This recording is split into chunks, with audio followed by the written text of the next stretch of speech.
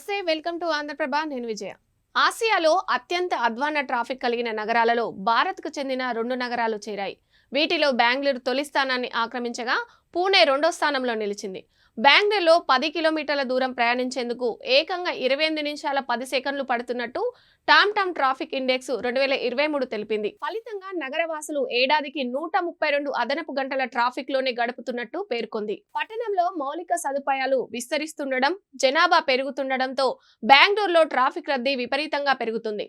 Traffic నిర్వహణ కోసం ప్రభుత్వాలు ఎన్ని ప్రయత్నాలు చేస్తున్నా రోడ్ల తీరు మారడం లేదు. ఫలితంగా ఆసియాలో అత్యంత నెమ్మదిగా ట్రాఫిక్ కదులుతున్న నగరాలలో బెంగళూరు టాప్ ప్లేస్ ను ఆక్రమించింది. బెంగళూరు తర్వాతి స్థానంలో పూణే నిలిచింది. ఇక్కడ రోడ్లపై 10 కిలోమీటర్ల ప్రయాణాన్ని 27 నిమిషాల 50 సెకండ్లు పడుతుంది. ఆ తర్వాతి స్థానంలో ఫిలిప్పీన్స్ లోని మనీలా, తైవాన్ లోని తైచింగ్ నిలిచాయి. మొత్తం 6 ఖండాల్లోని 387 సిటీలను టామ్ ట్రాఫిక్ ఇండెక్స్ అంచనా వేసి ఈ వివరాలను వెల్లడించింది.